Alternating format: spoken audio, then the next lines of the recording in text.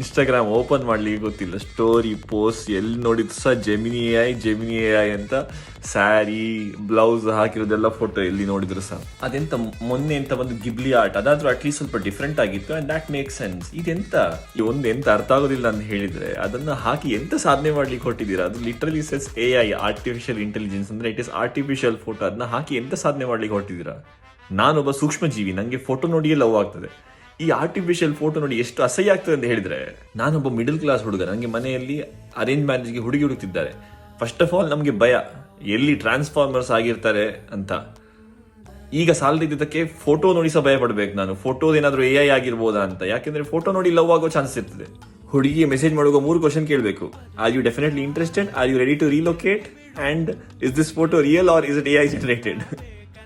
ಅಖಿಲ ಕರ್ನಾಟಕ ಬ್ರಹ್ಮಚಾರಿಗಳ ಪರವಾಗಿ ಹುಡುಗಿ ಹತ್ರ ಕೇಳ್ಕೊಳ್ಳೋದು, ದಯವಿಟ್ಟು ಮಾಡಬೇಡಿ, ನ್ಯಾಚುರಲ್ ಫೋಟೋಸ್ ಹಾಕಿ.